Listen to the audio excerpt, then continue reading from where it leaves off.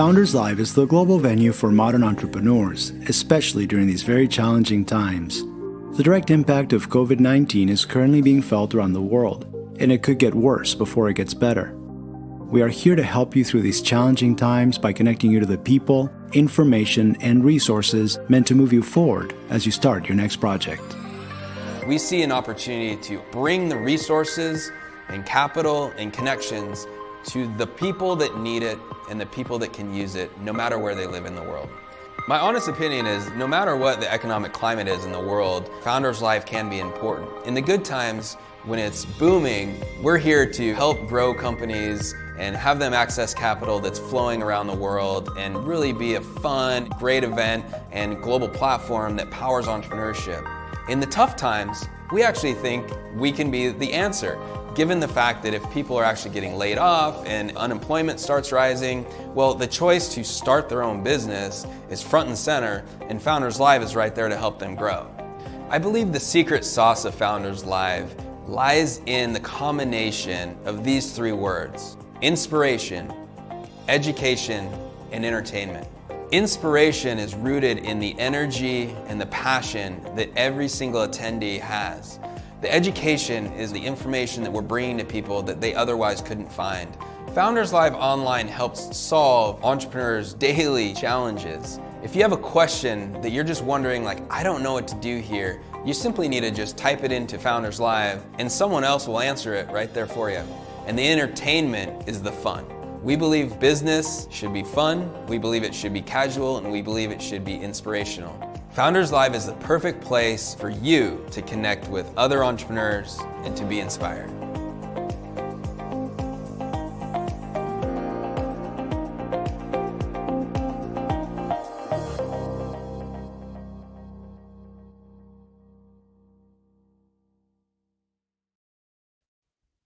Hello, everyone. Welcome to Founders Live Seattle, November 2021. I'm so excited to have everyone here. I'm already seeing some friends in the chat. Drop in the chat, where are you joining us from? We got folks from all over. Nick Hughes is in the building, watching live from Seattle. I know we have people from all over. Hey, Janine's coming to us all the way from Atlanta. So excited. So drop in the chat where you're coming from. I know we have people from all over. Hey, Rachel. I know she's zooming in from the east side today. Hey, Haley. Good to have you here. So thanks so much for everyone for joining us. Please go ahead, share out this YouTube video. It is always more fun to do Founders Live with friends. All right. Trevor, come to us from Florida. Glad you're here. Jason, coming from BC.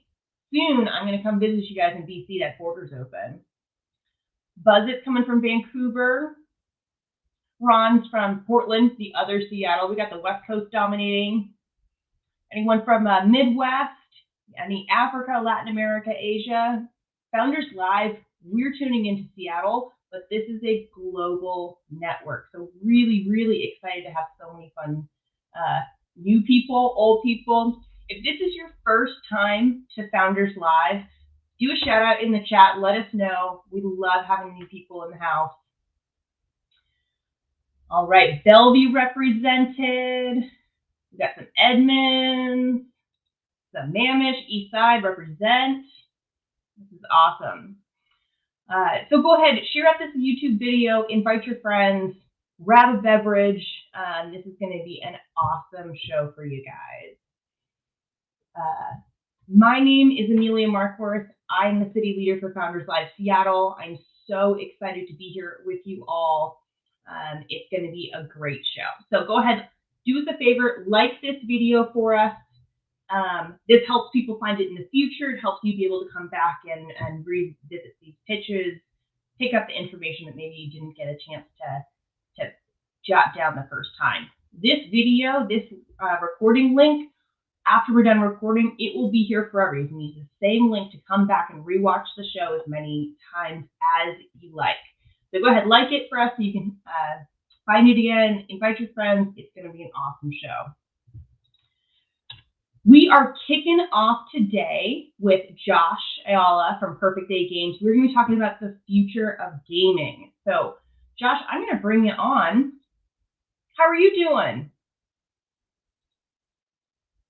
Oh, you're muted, even though you have such a cool audio setup. I had to do it. Had to start it. I know. You know what? So everyone else knows. Usually me. Yeah, that's the signal.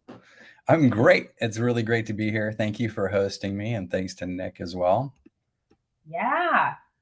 So, Josh, you're here for our kind of opening interview. For those of you who maybe this is your first time, we always kick off with an interesting conversation from a thought leader in our area. We're really excited to have Josh here today. The pitches will start about 6:30, so hang out. Josh, you have been kind of at the crux of entrepreneurship and gaming for a while. Can you tell us just about yourself and a little background on how you got into gaming? Yeah, absolutely. I started my career as a lamp stack programmer 20 years ago. So I've been making software for a long time and found my way into games about 12 years ago. It's kind of a long and windy path. I started out in the music industry, so I worked at Sub Pop Records as their tech director, effectively worked at the Grammys for a while after that, was in automotive for a brief stint, but leveled up my chops on, global rollout of massive back-end architectures and some pretty big brands that I got to work with in that space. Found my way into games, like I said, 12 years ago, working at a company called NCSoft, building MMORPGs, and absolutely fell in love. So that's the kind of the intersection of super creative, highly technical, and then really interesting business problems and solutioneering there for product management. And so I found my happy place. And as far as my company and entrepreneurship, I had been working at a company called King for quite a few years up until 2019. King is the maker of Candy Crush that I'm sure some of you have heard of. And it was a great time working with those folks. And in 2019, I was on the executive leadership team for North America and helping run the studio for them here in Seattle. And they changed their product portfolio strategy. So that happens in business. And I had the sad job of helping shut down the Seattle studio. But I was able to pull my whole team out and start Perfect Day Games, which has been really fun. It was a interesting time to kick off. So we spent the second half of 2019, getting our business stood up and doing a pre-seed round. So did a safe and brought in some, initial dollars to get us rolling and get a prototype built. I went into 2020 really excited to kick off a seed round and started some meetings in January. And you all know what happened after that. We got fully locked down. So that is the entrepreneur's, path of, being flexible, being very creative, thinking outside the box. And so I looked at that as a challenge to, think about how can I keep our business going and at the same time, possibly come out stronger. And so one of the things I did was pivot our company to move into work for hire, so services work, and called some folks in my network and got a small, medium, and large project immediately. And so my team was off and running with a bunch of good stuff to do. And meanwhile, I got some consulting work with Minecraft, and so kind of was able to straddle. And so the lights are on the business, which is great. And I was able to take myself off the books and save money, which is good. And then looking at next year, as we the the climate and environment has opened back up quite a bit with vaccines rolling out. And so I'm looking at, developing more software and our, recurring revenue streams from our own product line, which is really exciting. Yeah, that's awesome. You guys have been able to grow and expand just during the pandemic. How many people are on your team right now, and what sort of projects are you working on? Right now we have 11, and we've been our largest project was with Scopely, and they're one of the new gorillas in the mobile games market. But as we head into next year, kind of expanding upon our services and support areas of opportunity, they're interested in us growing, and so we're looking at adding 30 to 50 people is the objective over the next 12, 18 months. And meanwhile, I get to do a bunch of fun stuff around some growth there. Oh, that is awesome. Love to see it. So you are running a successful gaming company, but the gaming landscape is changing so quickly. What are some of the emerging trends or forces that you are seeing kind of impacting the space over the next couple of years? Well, we've just come out of a big boom time with everyone staying at home and wanting something fun to do. So everyone in the games business has been pretty busy. And the things I'm seeing right now are pretty interesting with blockchain mechanics getting put into games, NFTs, and it's a pretty interesting space. I'm doing a lot of research on it right now myself.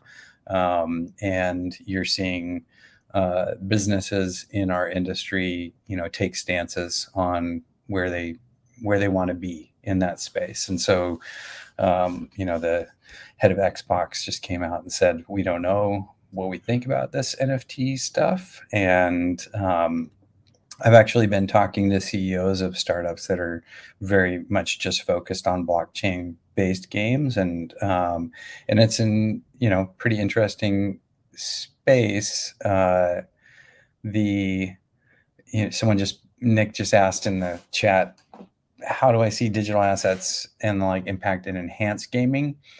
So we design games. There it is up on the screen now too. We design games, so we sell digital assets in the types of games that I've built in the past. So free to play game space. So you have super huge reach, and then you can sell items in the game. So that concept is already there and makes sense to me. The thing I think about from a product design standpoint and game design standpoint is we want those things to be durable or consumable within the game. So it's either something you can buy and put, if you've got a little plot of land in the game, I can put a beautiful statue that I've either paid for resources in the game to acquire, or, completed some achievements in the game to acquire. And then there's consumable assets in the game. So, things like boosters and or resources that you can purchase. And I think everyone's probably pretty familiar with those concepts. So the concept of NFTs or blockchain, based assets in the game, the value proposition there is that it's unique. And so it's been actually hard for me to wrap my mind around that, because I want to sell, if I've got, 1 million people playing every month, I want to sell every one of those people an asset in the game, and they don't need to be unique. And so what I'm, contemplating now is how does that actually add value to the player to be able to buy an individually unique item? And I think the more interesting thing there is, if you have an asset that's, has this basically a serial number, the blockchain ID that's attached to it, you can add,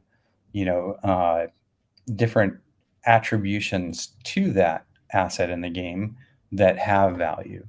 And so that's one place that I'm exploring right now. I expect that you're going to see over the next few years a lot of games and a lot of companies developing games, utilizing, NFTs in that space.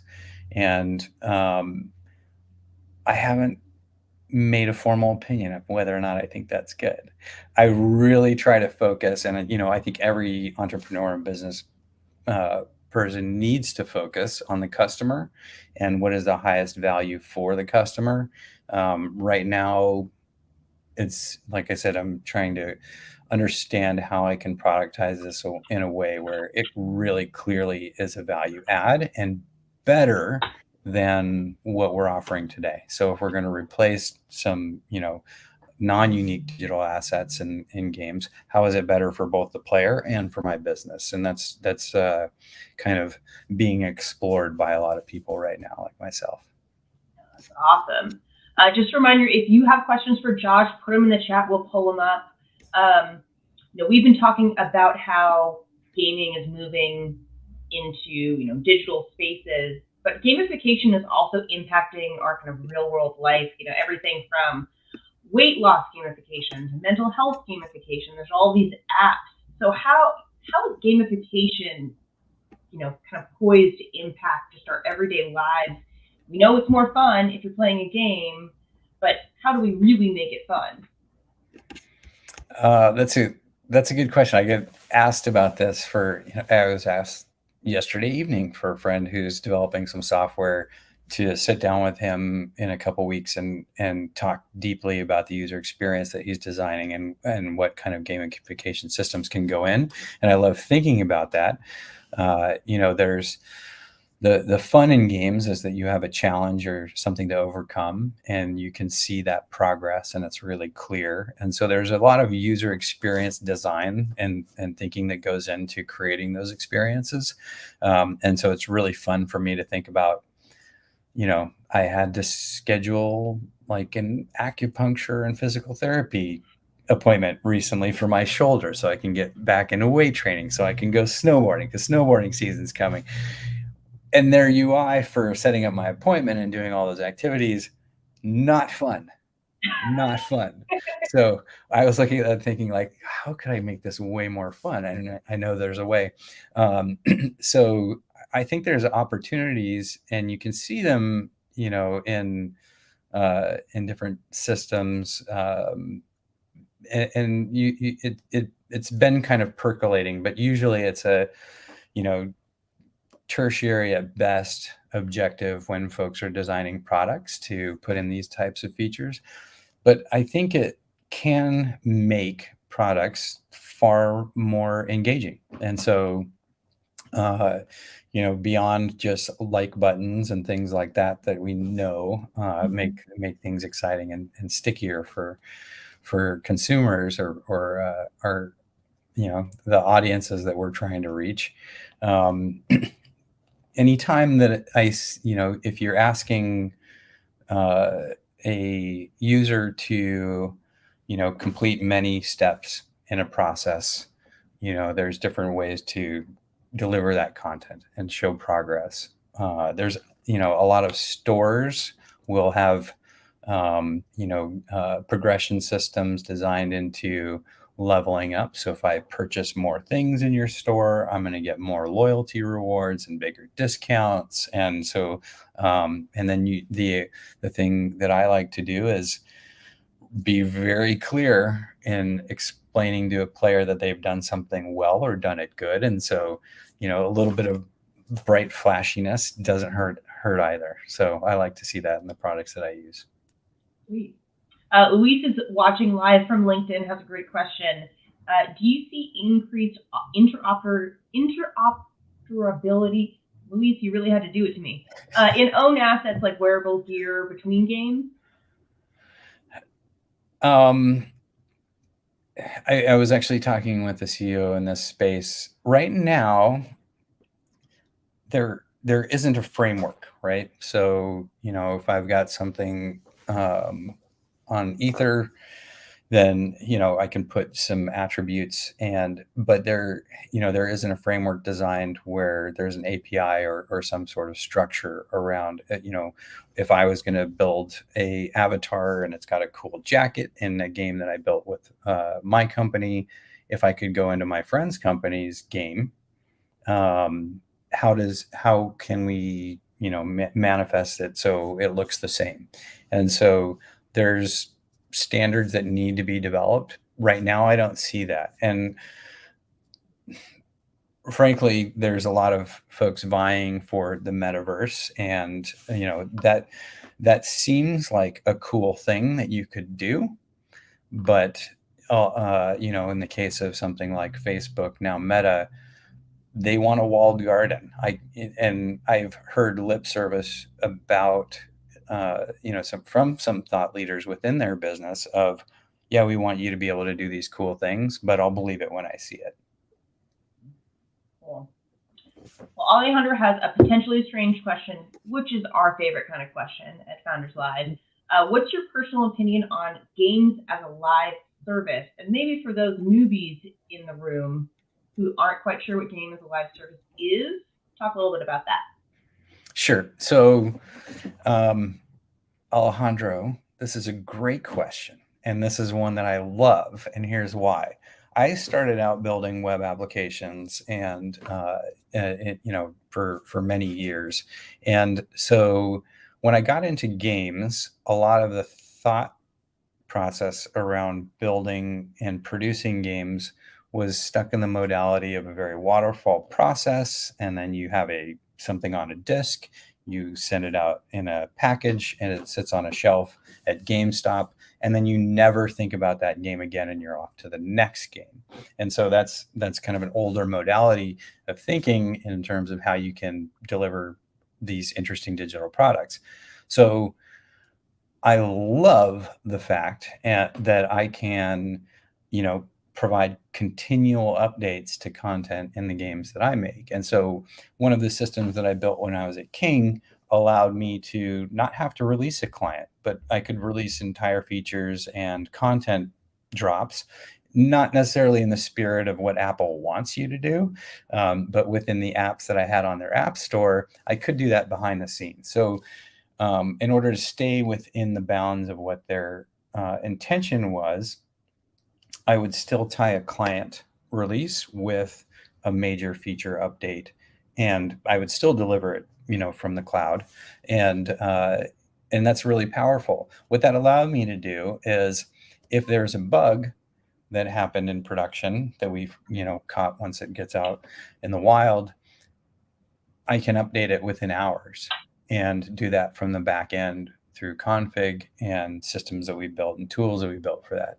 So I think that's really powerful, because then these very immersive experiences that we want to build that are, universes and worlds that we're in love with and we want to share with other people, and hopefully they fall in love with them.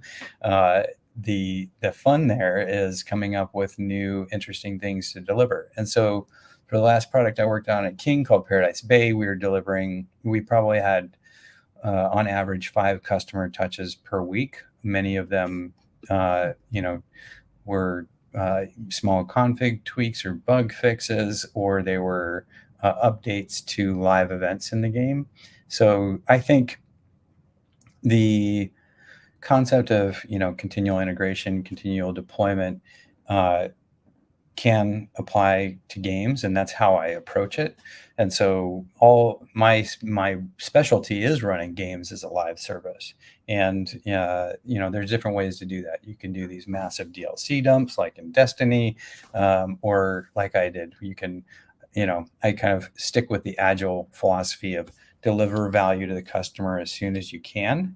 And so within a sprint, like I said, we might have 10 different updates that would go out to players, and continually making our product better. Sweet. Well, we have just a couple minutes left for questions with Josh. Hopefully, Josh, are you going to stick around for the after party in Kumo space? I'm going to stick around as long as I can. I really want to see the pitches. I'm excited to do that piece. But yeah, I am going to drop my LinkedIn in the chat. So if anyone wants to connect, please do. I love talking with other entrepreneurs, and would be happy to make time for folks that are on the call. Love that. Yeah, check out Perfect Day Games. We'll have one more question. Christopher, friend of Founders Live Seattle. where do you see gamification NFTs crossing into the education landscape in the future? If I'm teaching a college class, do I have to make it into a game for the students to pay attention? That's a really forward-looking and interesting question. So, NFTs can be, they can have some value or attractive, aspect to them. So they could be rewards of achieving, accomplishments in an educational gaming environment. This is really interesting to me because I am very much interested in getting computer science more broadly taught in middle and high school, and I'm working with folks at the Washington State government level to try and improve what we have today. And I have a 7-year-old son, so I have a vested interest in making sure that they're getting the right level of education and experience when they get into those grades where they can better understand programming. So I think this is going to be pretty interesting. I know at the very least, with Minecraft, they have an EDU platform, which is rolled out in schools. You can do Hour of Code in the Minecraft universe, which is really fun. And there's a lot of opportunity there. The very interesting thing about that for me is it takes out the friction point of a educator needing to have a deep understanding of computer science or programming, and puts it in kind of a guided, also very entertaining and probably more interesting platform than something that isn't branded or as well known. So I think that's really powerful. How do NFTs play into that? Christopher, we're going to have to get a coffee and we'll define that, because I don't think anyone's thinking about that yet, but I would love to. I love it. These are the kind of connections you make at Founders Live, even we're all virtual. So Josh, my last question for you is always, how can this community help and support you, or do you have any opportunities to offer to this community? We really want this to be a circular, economy of entrepreneurship. Well, supporting me, if you know any game producers or developers, send them my way.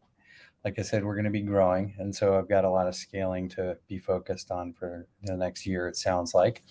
And I have gone through the pitch and fundraise of the pre-seed round. Just love learning more about that process, telling people about my experience. Love looking at decks and reviewing them and helping people refine their pitches and defining that value proposition for investors. It's such a fun and interesting process. I'd be happy to talk more with folks that are on the call about that. If they want to get any one-on-one time with me, just ping me on LinkedIn, and I hope you all can connect with me there. Well, thank you so much, Josh. I know you're getting a ton of comments from the audience, just showing love. Thank you so much. We really appreciate you being here, showing up to have this fascinating conversation with us.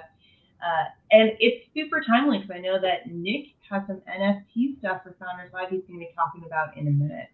Awesome. So thank you so much, Josh. Love having you here. Thank you, Amelia. This was really fun. Appreciate it. Okay, we'll talk to you soon. Okay, bye. Bye. All right, and with that, Nick Hughes is in the house. What's up, Nick? Oh, Nick, you're muted. I know, it's always me that does it, but that's okay. We're here. Here I am. How are you, Amelia? I'm doing awesome. This is such a fun show. I always, when I think about virtual shows, I'm like, oh, and then I get in and it's just as fun. I love it. This is such an awesome community. Thanks to everyone throwing stuff in the chat. Really, lights my soul up. Thank you all. It's so good to be here with you all, and really, really excited to talk about, what's next with Founders Live. So should I just jump in? Go for it. Take it away. Awesome. All right, everyone. Oh, we are fresh off of, we have had 5 Founders Live primetime events in the last 5 weeks. one in each region of the world. Well, the fifth one was wild card, but we had Founders Live Primetime North America. One of the winner was from Los Angeles. We had Primetime from Latin America, and that was a great event. And the winner from Bogota, Colombia. The next one was Founders Live Primetime APAC. We had our winner from Indonesia. And then the fourth week was Founders Live Primetime Africa. And we had a winner that emerged from Zimbabwe, Harare, Zimbabwe, where I spent some time a couple of years ago. And then our last week was Founders Live Primetime Wildcard, and our winner from Bangalore, India. So we now have our Live Fest event happening on December 1st. We have 5 different countries represented. We are so excited for that.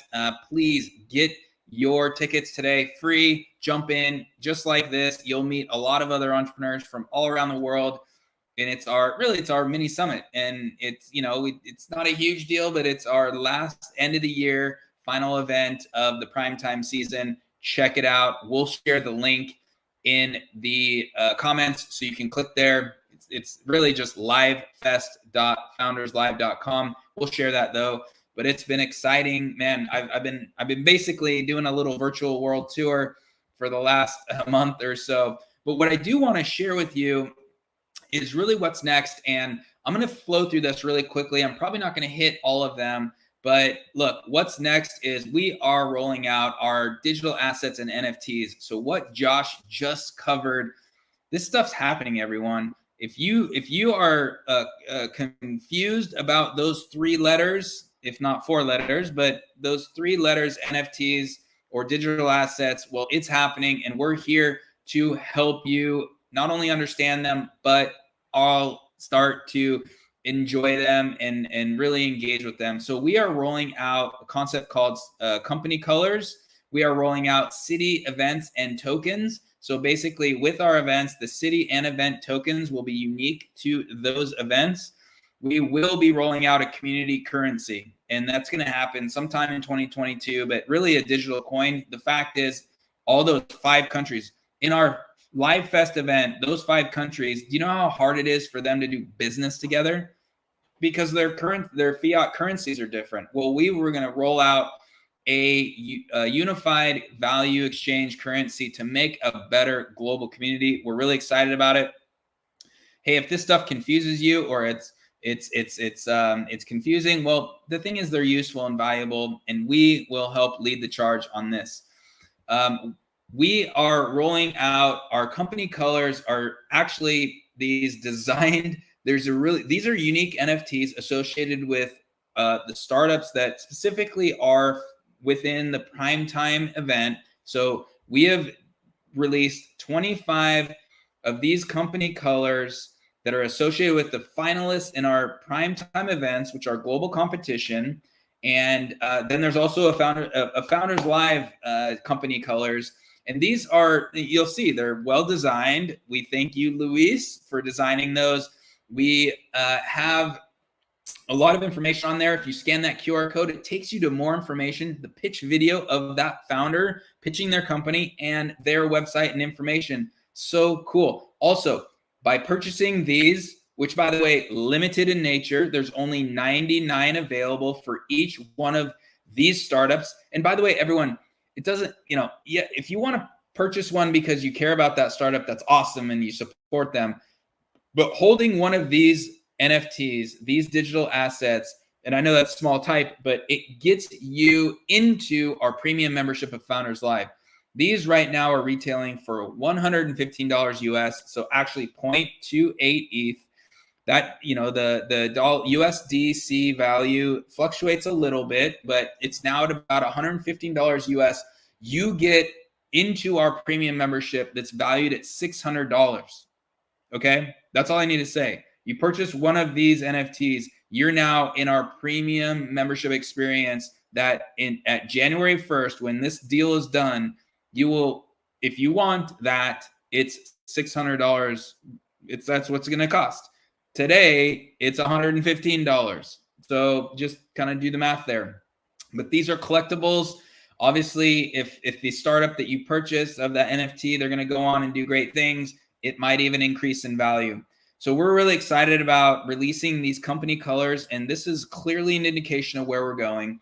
We will most likely, it looks like, be doing this for a lot of other startups that pitch at Founders Live events. So keep a lookout for that. We've been testing this, and we think we got something here in terms of a unique asset that not only attaches it to a startup that pitches in Founders Live, but then also the value and utility that are associated with people and that hold them get access to that value and those utilities within our ecosystem and within our economy. So we're really excited about that. I'm going to jump to something that we're very excited about today. So what we did today is just launch the day one NFT. So so that's what it looks like. Okay. So this, I'm going to flip to the real page. If you can see that, this was captured at the very first Founders Live event, March of 2014, March 28th of 2014. As you can see, it was back in the day called Feature Friday. This was day one of the Founders Live experience. I had no idea it was going to reach all around the world. It was going to reach hundreds of thousands of people.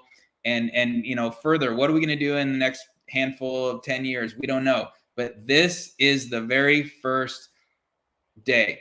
We have captured this. This is now one of one. There is only one in the world, and we just put this live, and it is available. It will be available to purchase. We're starting it at 12 ETH. So what does that mean? That means that we're starting this bidding, and it's a reverse bid. So the price will go down every single minute until someone grabs it. So that's at about $48,000 US, and it's an auction, and whoever wants to bid on it and jump in it and grab it and hold it, it's theirs. So by purchasing this NFT, not only do you hold a unique file that no one else in the world will own, but there is a point. So at 5 ETH, which is roughly about $20,000, if you grab it before it goes down below 5 ETH, you will then also earn a seat at our quarterly meetings within the Founders Live team and the executive team to make decisions with us for Founders Live. So you're an equivalent to an internal advisory team member that can help make decisions on the purchase that you made, that if we go and become more successful, you're most likely going to see the value of your NFT that you hold, hopefully an increase in value as well. But that is a seat that can be earned by purchasing this early. If it goes below the 5 ETH, then someone purchases it and they hold the NFT, but we're not going to have that open seat in our executive team. So this is the things that we're very excited about. And, I want to move on because we want to get to the show, but I just wanted to come on here and say we're excited. We have so much we are releasing so much going into 2022, and you will see in the next 6 months, more innovation around Founders Live than you've probably seen in the last 5 years. So we're excited.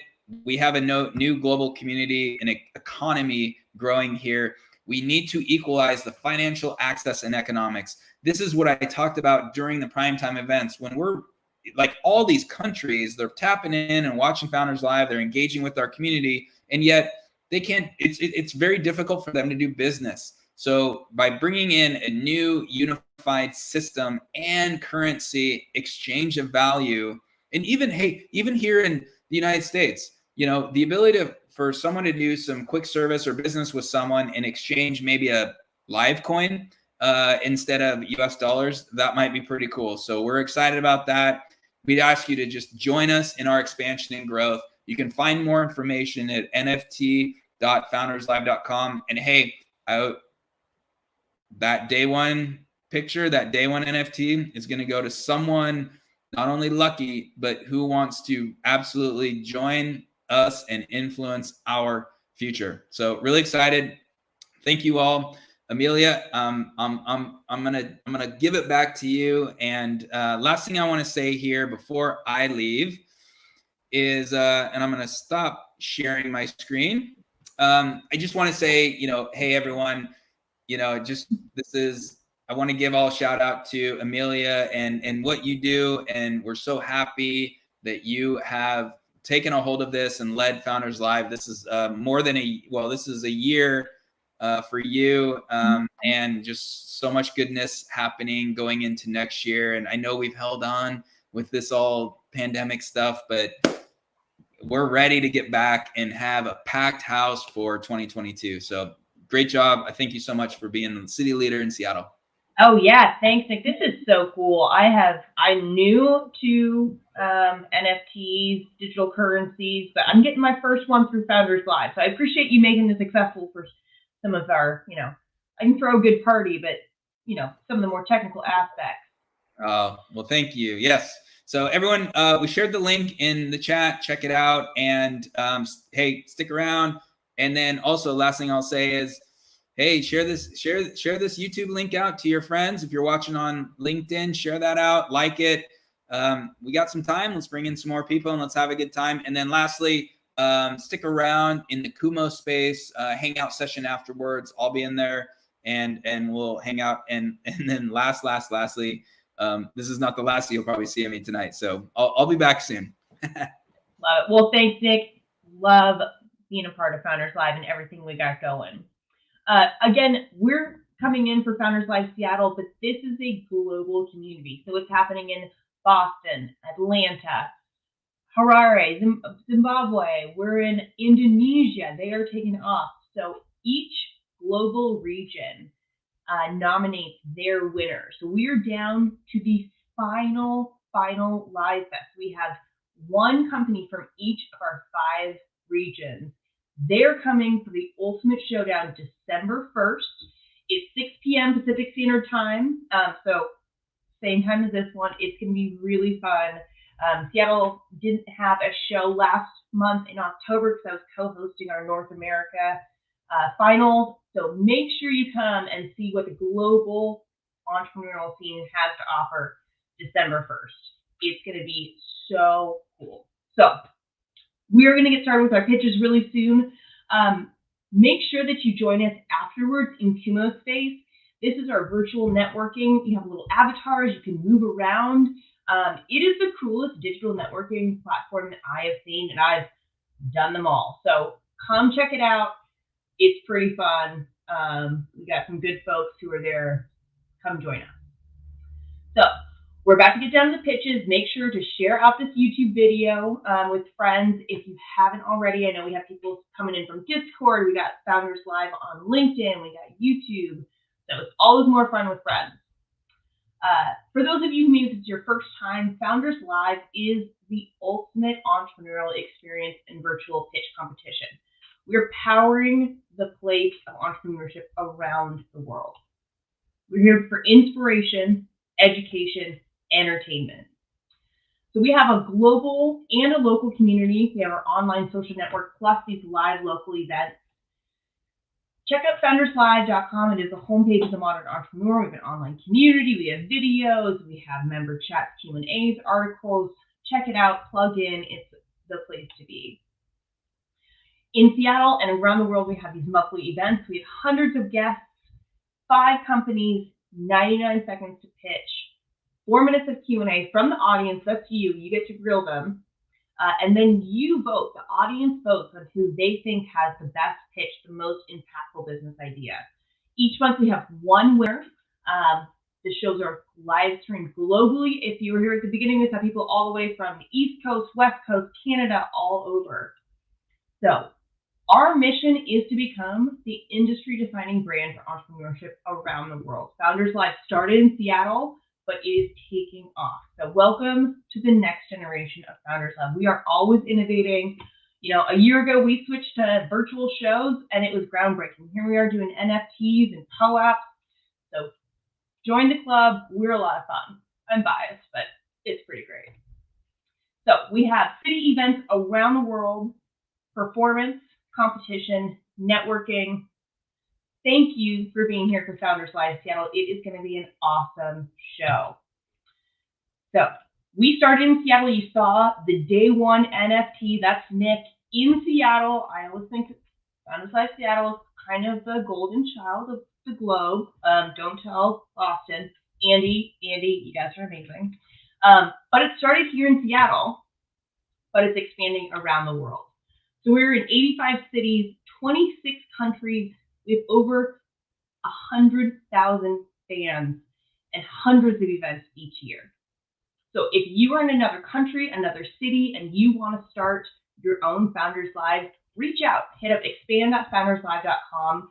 It is such a fun experience to be able to bring your community together. I highly recommend it. Reach out to Nick if you think that Founders Live needs to come to your city. So here at Founders Live, this is one of the reasons that I love this community and these events is our 4 core values. First, respectful authenticity. We include everyone. We believe everyone has an equal opportunity to be successful, and we acknowledge and love everyone's diverse and individual identities, experiences, outlooks. Second, gather around the campfire. We're all storytellers. Find your folks, find your campfire, tell your story, listen. These, it's kind of primal, going back to, connection, authenticity. Make sure that you're bringing people into the campfire with you.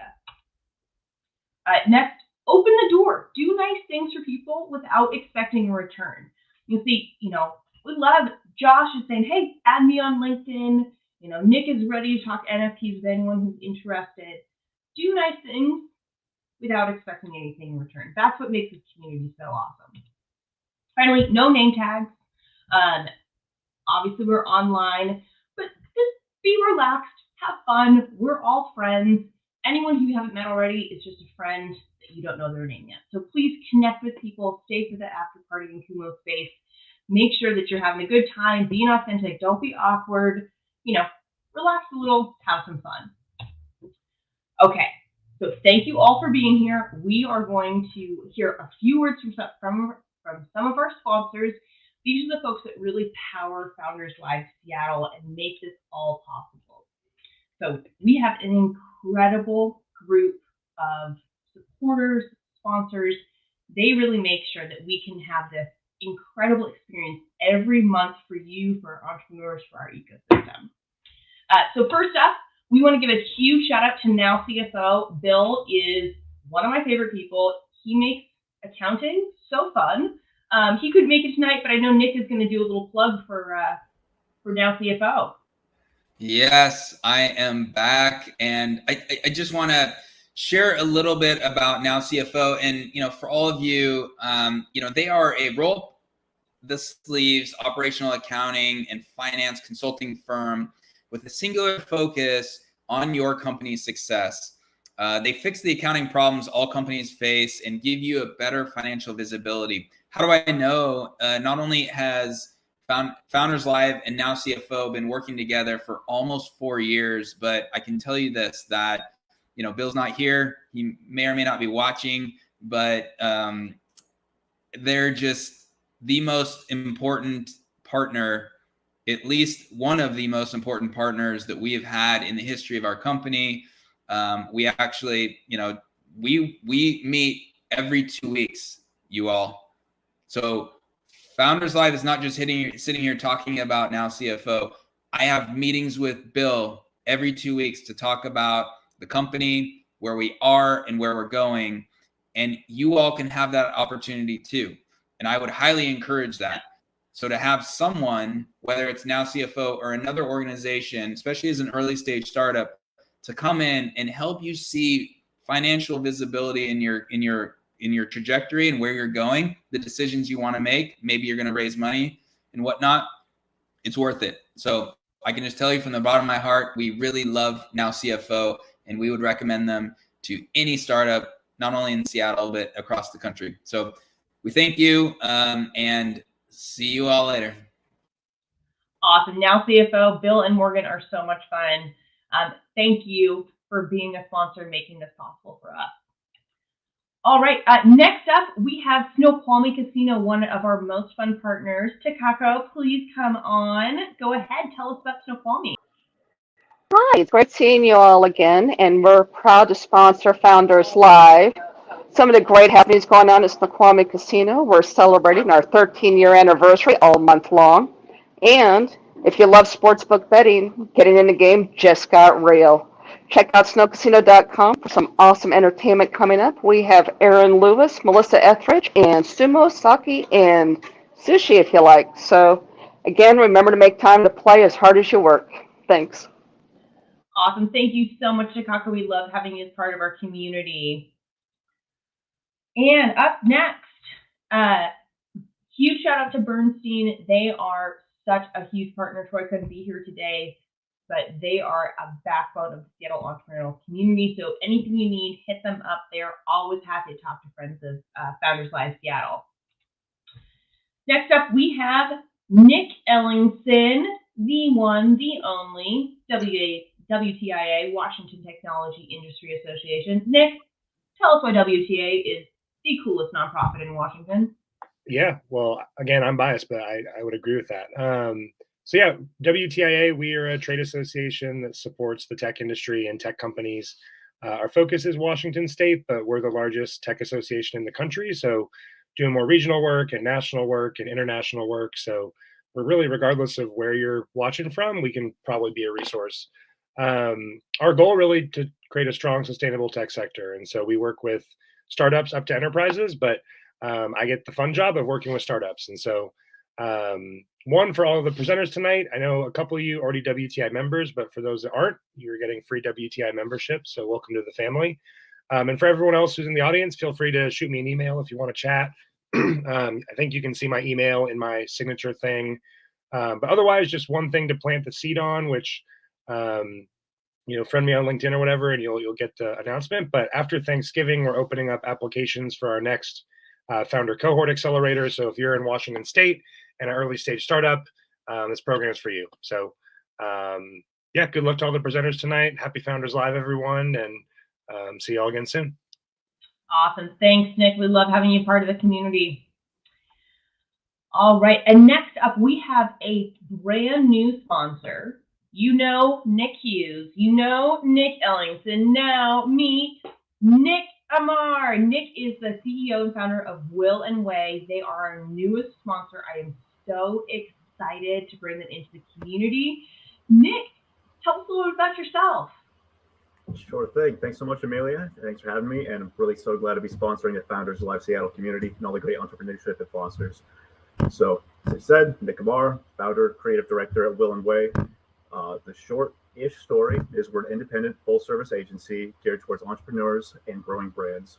When you're marketing your new startup from scratch, it's easy to have lots of great, exciting ideas, but figuring out where to actually start, focusing in on a plan and executing, that's where we come in. Our core services are content marketing, design, PR, SEO, marketing automation, and digital advertising aimed at getting you to launch, getting funded, and beyond. So basically, we come up with the stuff, we make it, and we get it in front of your buyers wherever they are. A secret sauce is senior talent and a big technology suite that makes them efficient and impactful without losing their creative edge. Long story short, if you bring the will, we'll show you the way. Thanks so much, guys. Awesome. Thanks for being here, Nick. Yeah, Will and Way, they are your content marketers. They're going to be your one-stop professionals, everything you need. You got Now CFO for your finance. You got Will and Way for your marketing. So thank you, Nick. Thanks for being here. We're so excited to have you part of the community. Thanks so much, Amelia. All right. And then our final sponsor, the one, the only, Miss Melissa Reeves of Story Fruition. Melissa coaches each of these pitchers on their 99-second pitches. You're like, wow, these are amazing. I wonder where they get it from. Well, first of all, they're amazing. And then they work with Melissa. Melissa, tell us about Story Fruition. Oh, you're so sweet. Yeah, so I am an executive storytelling coach and a pitch coach for entrepreneurs like this. So all four of our presenters tonight have 99 seconds to show us how they're going to change the world. And I said, chat, not too much pressure, but they're going to do it. And they only have 99 seconds. And the goal is that you're shaking your head going, I get it. Okay, now I want to ask questions. They can't give you everything like a 5-minute pitch would do, but it's enough for you to understand. So watch their words, listen to their story, check out their slides to make sure that they're clean and easy to follow. And that's the work I do every single day, all day long. I work with people on their presentations and helping them become more captivating presenters through the art form of storytelling. So there's a lot to it. You guys think, I tell stories all the time. Yes, but do you tell them really well? And that's the work that I help people really shine so that they feel amazing and build their business.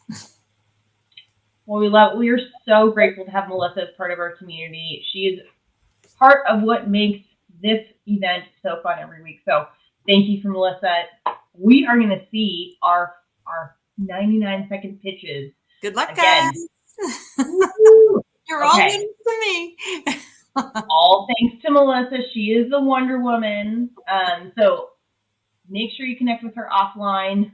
But we're about ready to get into some pitches now. Are you guys ready? I am. Okay. If you have friends who maybe aren't here yet, share out this YouTube video. Say, hey, you got to come check out the most fun 99 seconds of your month. So like this video for us. Make sure that you stick around for the after party networking in Kumo space. If there's any of the founders you want to connect with, Nick, ask them more questions about the company colors. I'll be there. It's going to be a really fun time. So now it is showtime. Here we go. So we're going to have all of our presenters do a 99-second pitch. You, the audience, get to decide the winner. You also get to grill them. We're going to have 4 minutes of Q&A, so get your questions ready. If you have a question while the person is presenting, put it in the chat. We'll pull it up on the live stream. So we have 4 awesome companies: Instinct, Fresh Grease, Taylor, and Cognitionmed. They're going to give us the business right now. So when we vote, don't vote yet. We won't count any votes that are done prematurely. So wait until all of them have gone and then vote for your favorite. Point your phone at this QR code. That will be able to pull up the voting. If you have questions, put it in the chat sidebar on YouTube. We'll pull in your questions for the presenters. And you guys get to pick who is going to take home this month's win. The presenters from the Seattle, or the winners from the Seattle event, go on to have the chance to compete at the North America Finals, which have the chance to go on to compete at the Global Finals. Make sure you come December 1st for that live fest, and hopefully some of our winners today will be at our Global Finals for next year.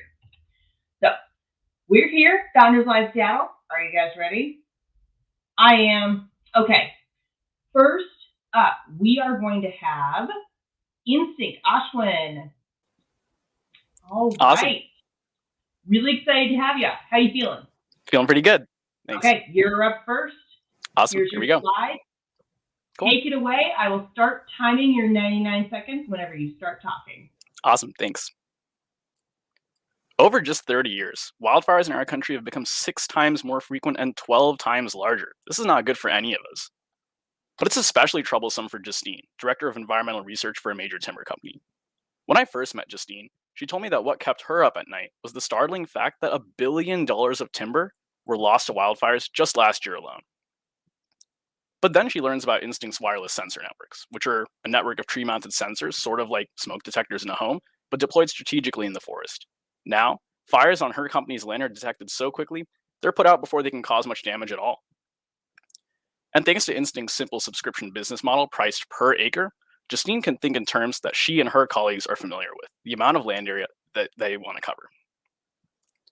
The thing is, this is actually a true story of how we worked with the timber company Weyerhaeuser. But the fact is that we've worked with all sorts of stakeholders at every level of the development process, from initial research to brainstorming to prototyping to even real fire field testing. And now that's led us to finalizing our first revenue deal with Weyerhaeuser, the second largest timber company in the world, based in Seattle. With an LOI from Stimson Lumber and talks with other timber companies and governmental organizations, our momentum is quickly building. I graduated from MIT back in June with a bachelor's in environmental engineering, and my interest in forestry is longstanding. But I'm also really grateful to have my co-founder Trevor Bashan on board. He's an electrical engineer with experience on sensors and instrumentation engineering at ExxonMobil. And we're looking for investors and people with expertise in building hardware startups to join us and jump into this century's climate tech and ag tech revolution together.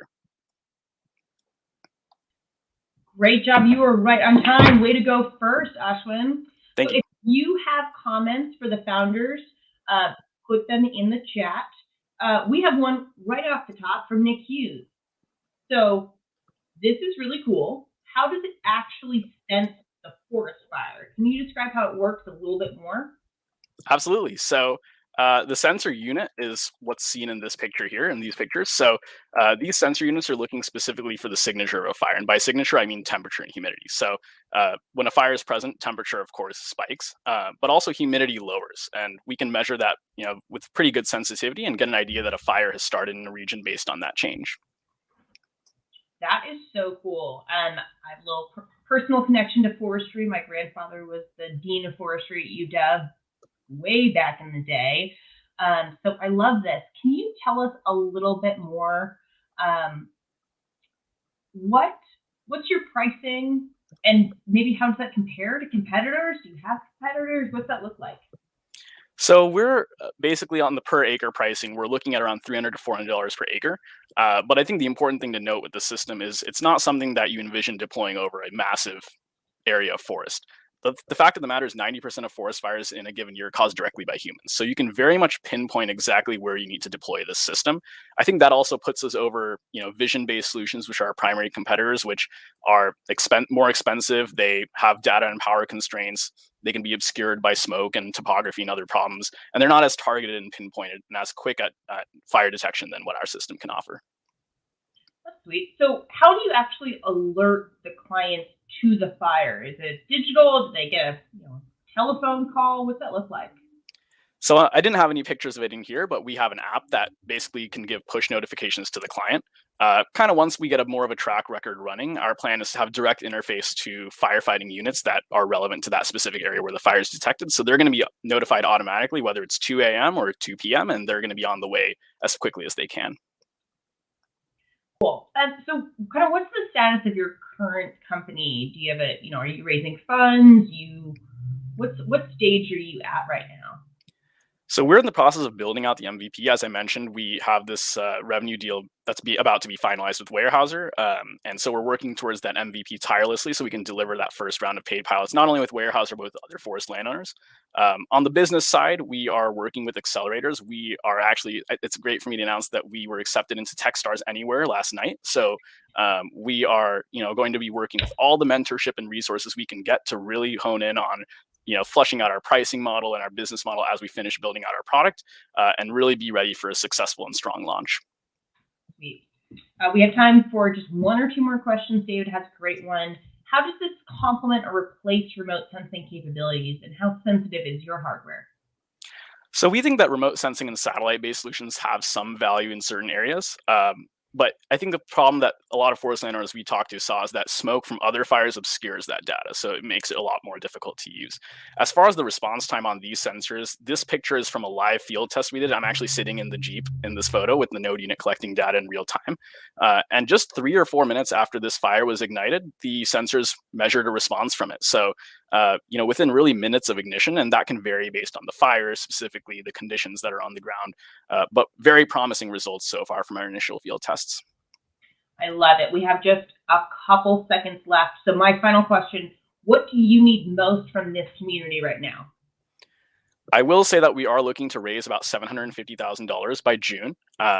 So we have a certain amount of that committed so far, but that's really our next frontier is getting those funds in place. We're looking to grow our team, and we're already talking to some individuals who could be a really good fit with us. So that's where we're headed next.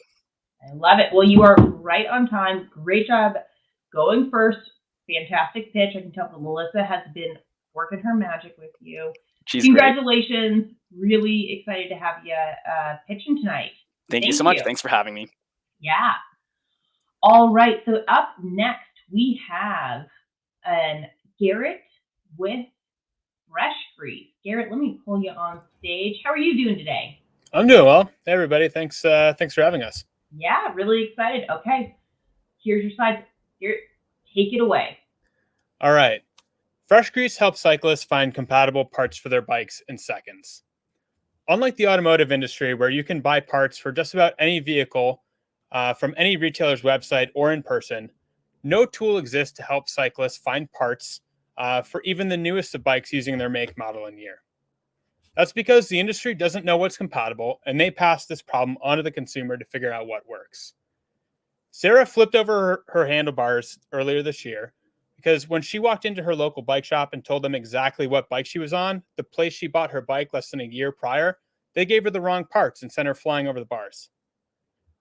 Fresh Grease solves this problem because we personalize part recommendations for riders' specific bikes directly on any retailer's website powered by Fresh Grease tools. Parts are just the beginning for us. As we evolve into a standard and capture the cycling industry with our parts recommendation engine, we aspire to evolve into a platform and capture more of the $97 billion market that U.S. consumers spend on the sport. We have C-suite interest from top retailers in the industry and side deals for paid pilot deployments with smaller retailers. Our team is led by myself and Thet. We have backgrounds in engineering, business, and information management. We're advised by experts in the cycling and technology space and are supported by our product team.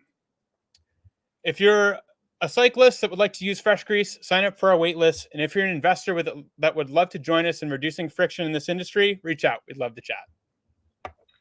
Great job, Garrett. This is such a cool idea. Where do you get your data, and how personalized can you really get, since there are so many different types of bikes? Yeah, like the cool thing is the data's out there. The specs exist. You can go find the information. It's just scattered across hundreds of websites. So acquiring the data has actually been the easy part for us. Our secret sauce is really kind of cleaning the data and putting it into having like a scalable backend to be able to present that to the consumer. In terms of providing the recommendations, it's as easy as the consumer entering their bike's make, model, and year directly on the retailer's website. We get that information through an API and spit back the exact UPC codes for products to buy. So we're doing stock and then other compatible options. That is so cool. So how are you getting your idea into the market? What's your go-to-market strategy? Sure. Yeah, actually pretty cool here too. So the retailers are willing to pay us for what we're building because there's no tool out there. So we're using like a direct sales team, or we plan to use a direct sales team to go acquire our retail customers. The cool thing here is by putting Fresh Grease in front of cyclists and creating the ability for them to save their bike and log in using Fresh Grease next time on any retailer powered by our tools, we have a cash flow positive way to acquire users. And that user information is then valuable. Like we go from parts to recommending complete bikes, trips to Moab, soft goods, you name it. So that's our go-to-market strategy on both the business and the consumer side. That's awesome. Can you talk a little bit more about kind of your team and what expertise they bring for this? Yeah, totally. I'd say teams lined up. Like Thet's joining. Like she graduated from University of Washington with a master's degree in information management. We're a data company, so at least early on, like that's a big part of what we're going to be doing. Ross, Tim, Jake, like we have right now a contract team that we'd love to bring on full time to really help us build and deploy. And then on the advisory standpoint, we have Ben, he's CTO of FuseBit, and Aaron Kerson, he's CEO of Pacific Northwest Components. They're a bike brand based here in Seattle, or component brand that's just really been growing like crazy over the past couple of years.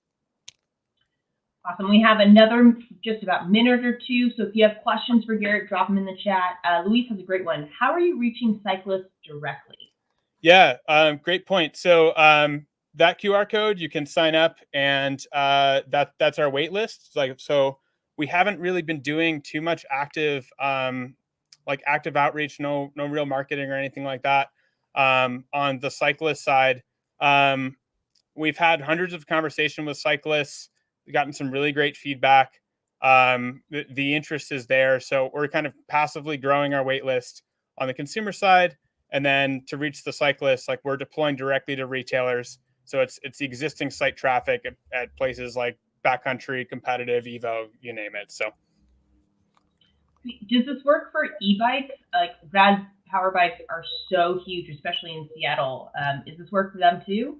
yeah, that's the plan. E-bikes are great. My parents actually just both bought e-bikes after not having ridden for like 15 years. Sales have doubled. People are buying e-bikes online, so that's another really cool trend. Yeah, like we need to kind of simplify our problem. So day one when we launch, we're looking specifically at mountain bikes and e-commerce on like a select platform to simplify our problem. But as we kind of validate performance, very quickly looking to grow. Sweet. All right. Well, that is time. Great job. Really, really cool idea. Thanks so much for pitching. Yeah. Thank you so much for having me. Appreciate it. Yeah, absolutely. All right. So next up, we are going to have Alejandro talking about Taylor. Alejandro, how you doing? Good. Thanks for having us. We're really happy to be here. Yeah, really stoked. This is such a fun group. I'm so glad we were able to get you in for this month. So, thank you. Alejandro, take it away. All right, we'll do. There's nothing more charismatic about a city than the small businesses that make them unique. Unfortunately, 1/3 of small businesses have closed their doors since the start of the COVID-19 pandemic. Small technical thing. There we go. All right.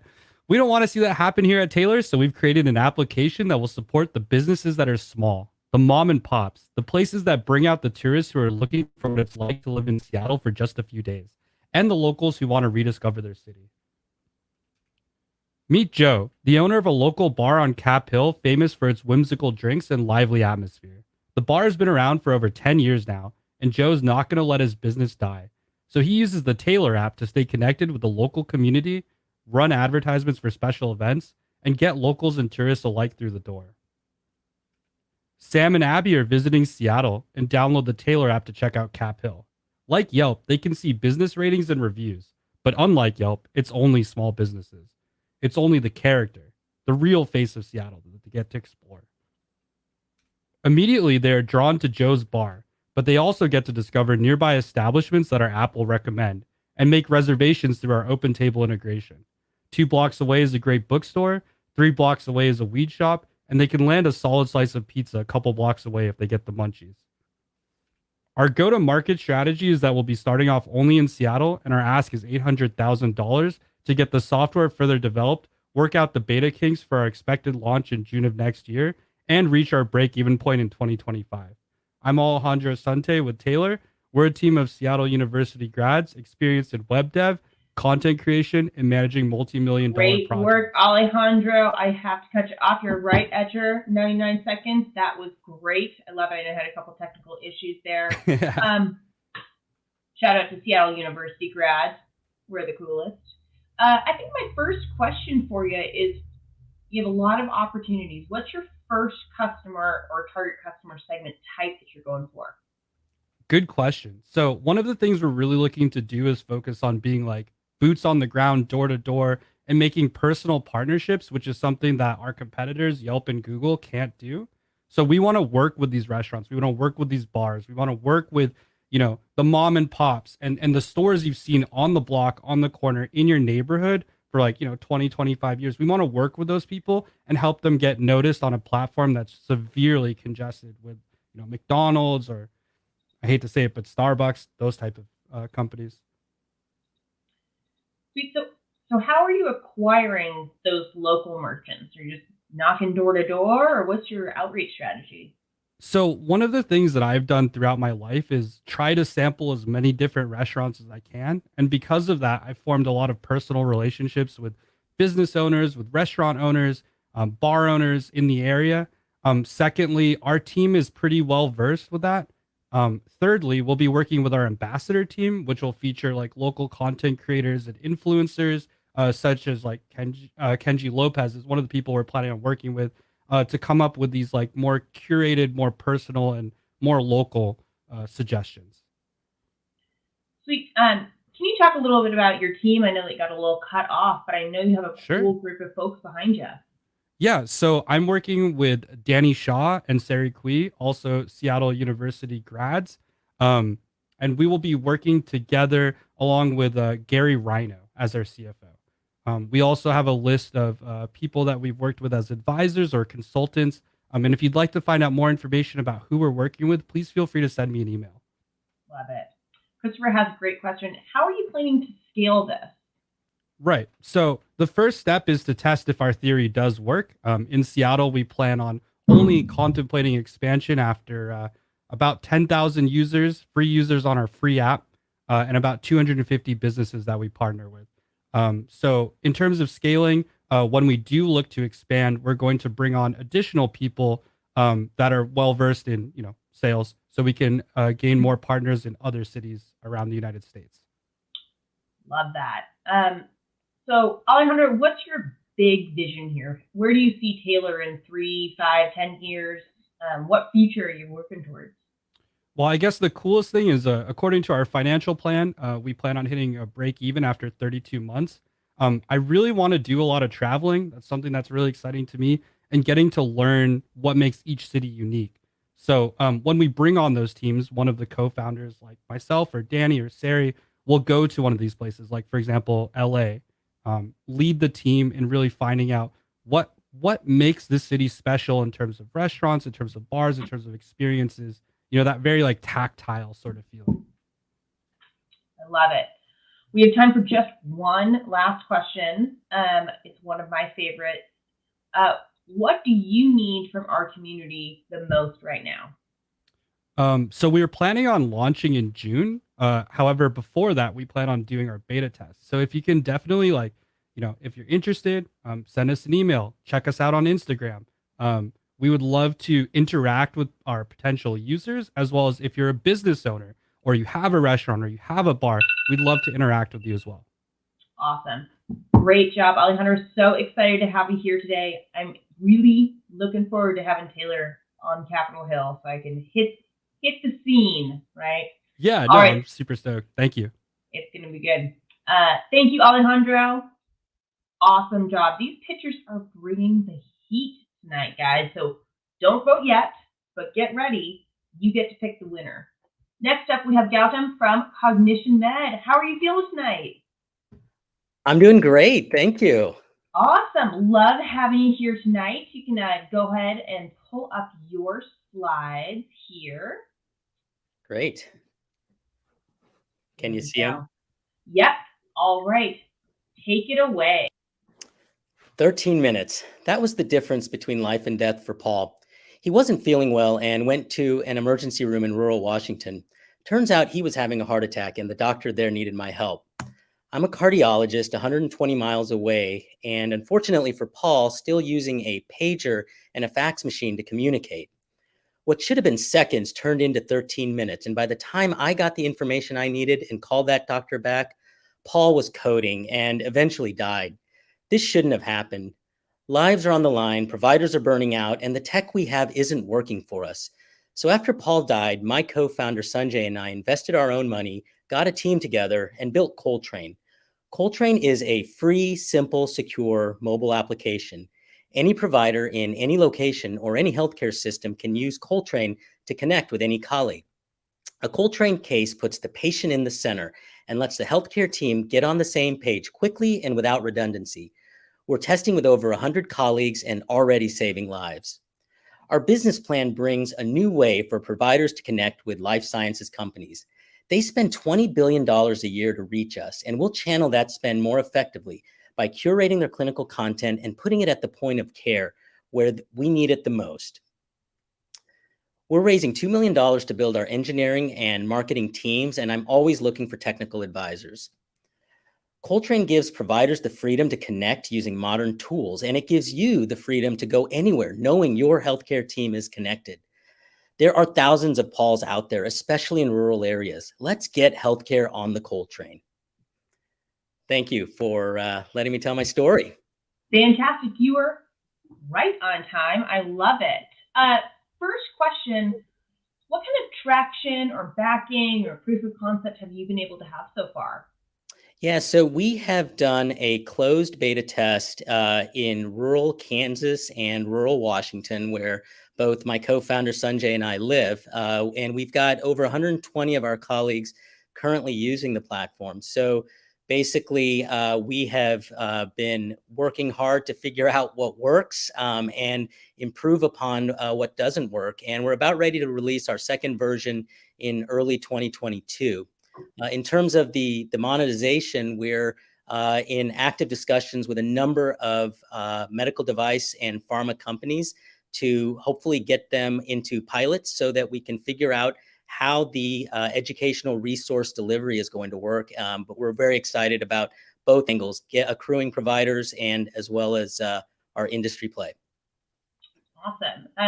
So where is Coltrane currently available, and is it going international? Yeah, that's a great question. So right now, the beta product is only available on the App Store for iOS users. But we are, as we get our second version done, it's going to be across all platforms and web-based. We would love to go international. Obviously, that's a great question because there's so many people around the world that could benefit from having resources like specialists deliver care remotely. And obviously, that is something that we would be very passionate about doing as we figure out what works and doesn't work, here in the United States and specifically in the Pacific Northwest and Midwest. Well, I know we have some friends from Canada here who maybe can get in touch with you. Luis has another question.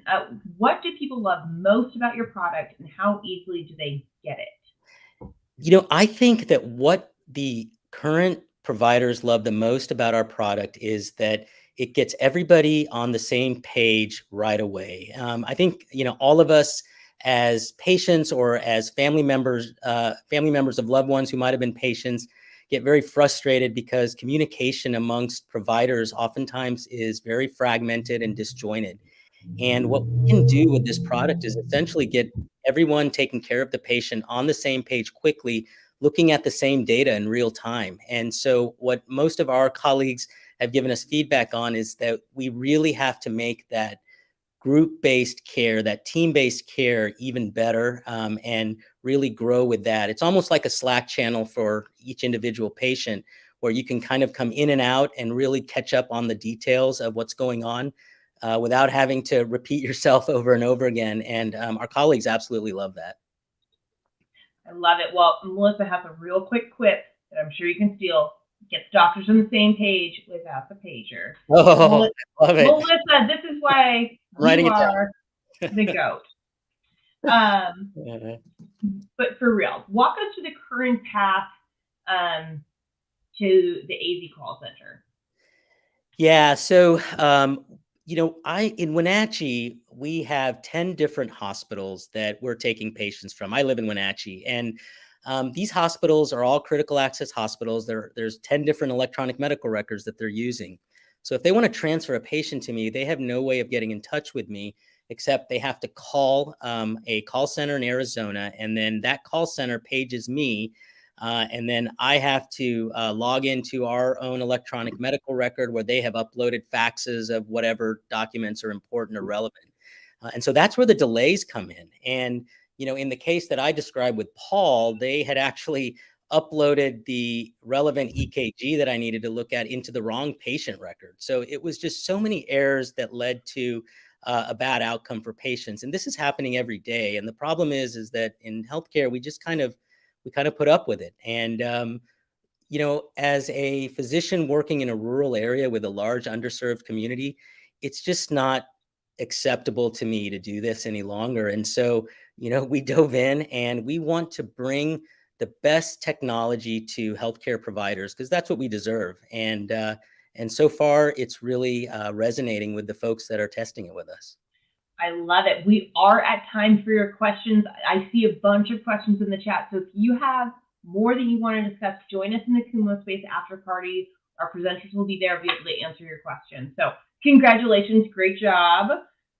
All right, audience. The time is almost here to vote. This has been an awesome Founders Live Seattle presentation. You get to decide the winner. You can scan the QR code with your phone camera. The link to vote is right below the video that you're watching right now. So we will take about 5 minutes to get the voting done. You decide the winner. Presenters, head back to our backstage and we will pull on the winner after we're done voting. So, friends, we have 5 minutes right now to get our votes in. Make sure that you select a person that you think should go on to our global stage. Nick, what an awesome presentation this month. This has been so fun. This has been very fun. And I mentioned in the chat, like, I don't know what's in the air, but the pitches are getting better every single month. Not just, Founders Live, Seattle here, but our primetime events. We just came from 5 events, globally that just they were prepared. They did such a good job. But tonight, just a spectrum of really great companies and just dialed in. Like, you can just feel the story fruition, and Melissa in her help and her advisory on how to tighten up your pitch and create the story, bring in data, let everyone know like what the real issue is here. And so such a good job. But yeah, like, just so clean today. Yeah, I love it. I just am so grateful to the community that makes this happen. Melissa has been working with every single founder that comes on our stage in Founders Live Seattle to make sure that their pitch, their deck is perfect. Will and Wei, Nick, our new Nick, is offering each one of these presenters one free graphic design project. So if they want to revamp their logo or look at their deck, Nick is giving that away for free. And I know all of the consultations for Now CFO, Bill is offering those. Nick Ellingson is handing out the WTIA Startup Club membership. Let's just hello everyone. Let's break that down. By being here, engaging with Founders Live, like the resources that are around this, just in Seattle. This is let's think about globally. There's just things. By the way, there's things that I don't even know about around Founders Live in other countries that I'm like, oh, that's happening. That they're working with us. So every city has partners and sponsors that sometimes I don't even know about. But here in Seattle, come on, logo design, help with your pitch, consulting to help with figure out your financial, what is the visibility of your company and what are your options and how do you do a forecast. Then you have Troy from Bernstein, who literally, Troy, if he was here, he would say, you let me know who you want to meet and I think I can connect you with them, or I'll help you figure that out. So he is such a help on connecting you with people or solving the problems, and WTIA, they have the cohort, if you haven't entered into that as an early stage founder, the founder cohort is just killing it. And, we love to, with WTIA being a part of that and how WTIA is. And here's a quick story on that. I told Nick Ellingson this, but so I think it was 6 or 7 years ago now, Michael Schutzler, the CEO of WTIA, I remember talking with him and I basically said, hey, Michael, love to WTIA. You guys are great, but you're kind of irrelevant in a good way, but you're irrelevant to us here early stage. And you know what he did? They hired Nick Ellingson and it has totally changed. And they, from the founder cohort to the things that they do, they've really brought the aspect of supporting early stage as well as later stage technology companies. So engage with them, get as a membership, and it's just awesome. So we really love all of our sponsors and supporters. And now we have Will and Wei, and really excited to see what Nick brings and joins the community and helps us out. So this is awesome. Yeah, I love it. The votes are coming in. It's getting kind of close, so make sure you get your votes in now. Our presenters, head on back to the backstage stream. One of you is going to take home the bragging rights, the cloud credits, the big win for tonight. I think I may have accidentally kicked one of you out of the studio. My apologies. So come on back, and in just a couple minutes, we're going to pull on our winner. We have, I think, 60 more seconds of voting. Get your votes in now.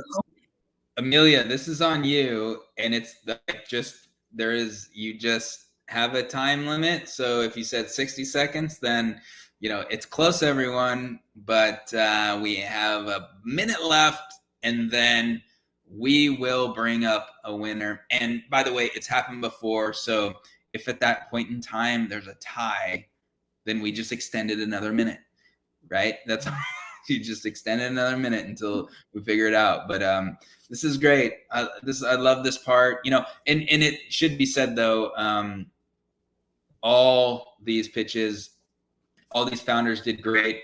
And a part of Founders Live is simply going through the process and refining your pitch, preparing, then getting on stage, delivering it, and then the results that happen, even from just people connecting with you and reaching out and saying, "Hey, I saw you on Founders Live."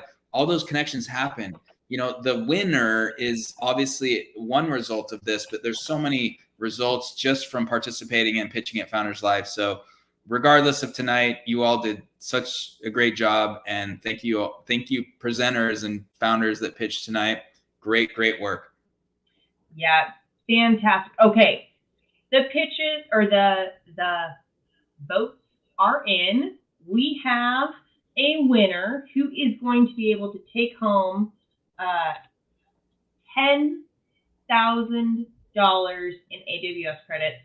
And all the presenters get $5,000 in AWS credits. Thank you, Amazon Web Services. Huge supporter of everything we do. Google Cloud for Startups. Each of the presenters get $3,000 in Google Cloud credits, plus hundreds of thousands of dollars of opportunities to grow into more credit. Okay, are we ready? Our winner is Alejandro from Taylor. Congratulations, Taylor. Love having you here. Alejandro, come back to the backstage. We're going to pull you on. Come back. Love it. Congratulations, Alejandro and team. Way to do it. Taylor is in the house. Can you believe it, guys? Okay. I think Alejandro has maybe already moved to the after party, which we will meet you over there very soon. We'll give Alejandro just another second to get back here. We'll give you a quick preview of what our after party is going to look like. This is Kumo Space. It is the most fun virtual networking I've done. It takes a second to get used to as a less tech savvy individual. You log in, it's kind of like a Zoom call, but you get to move around. And then the closer that you get to other people in the physical digital space, you can hear them. And so you can move from kind of conversation to conversation. It is one of the most incredible things that I think that, of the digital atmosphere that I've seen. So looks like Alejandro is probably already over in that. We got some good shout outs for Alejandro and the Taylor team. It is so fantastic. So we are going to go ahead and congratulate Alejandro, Taylor. Thank you all for being here for Founders Live Seattle. What a fantastic event. This is our last event of 2021. We're going to be back January 27th. We'll have some in-person tickets available. So make sure that you keep an eye out. We'll be here January. Alejandro, how are you doing? I'm good. Hold on. I was watching on the live stream. And I was tuning in through there. It's like a 30-second lag. So I apologize about that, but we're here. How does it feel to win? You can, we got to thank your mom, everyone behind you. Yeah. I'd just like to give a big shout outs to my team at Taylor, Danny and Sari, as well as Fortunato Vega and Pete Jarvis. They've been a huge help to us. Fantastic. Well, what you're building is so cool. I love the local aspect. Very Seattle, very Founders Live Seattle. So congratulations. Thank you. Alejandro, Yeah. I have, so, you know, we like to spend a few minutes and chat Sure. with the winners. So thank you for showing up and congratulations. Sorry, I was late. No worries. No worries. This is the way it works. So, you know, I'm just kind of curious because I've been around other local, like products and apps like this in the local market. And look, it's awesome. You know, here's the thing. If there aren't products, services, and apps like this, we're going to lose the local merchants and feel, and that's our city, right? So they need the technology and they need this. So I really love what you're doing. There's also a challenge of kind of getting not just scale in one city, but scale like, you know, regionally and domestically around the country. I don't even want to go there. What are your tactics of getting a groundswell even here in Seattle? Because it's hard, you know, like going feet on the ground, knock to knock on the doors. It's not easy. So, you know, just talk to us a little bit about what you want to do over the next like 6 to 12 months in that area. Sure. So I would say our strategy towards getting additional partners is just to show why we're better. We pretty much just took a look at what the average cost of advertising was for a lot of these small businesses and then figured out why it doesn't make sense for them. So why would you pay, you know, $10 for a click from India when your, you know, mom and pop deli is in Ballard, right? That doesn't make any sense. Why would you pay $500, $1,000 a month for advertising when you're competing against McDonald's? So I would say like our biggest strategy is just to form those personal relationships with these businesses and really like work with them to cater to their needs, right? Because like ultimately, we want these restaurants, we want these bars, we want these entertainment venues to stay around, right? One of the really cool ones I've you know talked with recently is CSZ Seattle, which does a stand-up improv. But nobody knows when they're doing events, right? Like, how are you going to know when the show is if they don't even have a website? But we can help them. We can work with them, and we can get like their information out there for the public to see, the local public, right? And so they can come through and be patrons of this business. Got it. Yeah. It's like, I think I kind of, just my perspective being around it for almost 10 years now, just my eyes on this specific market. Like, I think what's never going to change is the it's like an incredible thing to serve or like local market, businesses, restaurants, merchants. Right. Yeah. Always going to be challenging. There's no way around the fact that it's local, physical. And then when you look at all these cities and, you know, literally cities and states around the country, and that's just the United States. So how do you get that scale? I think is the inherent question going forward, but love what you're doing. So great job. If I may add one more thing, we think we have a pretty nifty strategy. So one thing that you guys may know about me if you're members of 601 is I've spent 14 years in the live streaming and broadcasting industry. And as a veteran, I know how to work with influencers. I know how to work with content creators. I know work with ambassadors. And I guarantee if you go to any city and you find somebody that you know, there's always the person who's like on the gram and knows all the joints, right? Like they know the best bars, the best restaurants, you know, the best places to watch a movie, whatever. And we're looking to network with those people and join have them join our team as ambassadors, and then create these lists and then, you know, deploy in your city. Like could be Chicago, could be LA. Yeah. Well, good stuff. Thank you. Congrats. Welcome to the club. Just so you know, and this is a shout out to Primetime. So any winner now, you're now like in the mix for the Founders Live Primetime, which is our global competition for 2022. Oh, let's go, dude. Yeah. So that's awesome. And the great thing is you have a little bit of time because qualification doesn't start until January for literally what is actually going on right now. This is 2021 stuff, but you'll be in the 2022. So welcome, and thank you. Much more to follow. So thank you. Thank you so much for having us. Really quick, go Red Hawks. Yeah. Bye, guys. I love it. Thank you, Alejandro. Congratulations. we're going to meet you over in the Kumo Space after Okay. party. Everyone grab a drink, go have some fun. It's going to be a really good time. Man, Nick, what an awesome event. I love it. It is. And, you know, I think, like, let's at least say it, you know,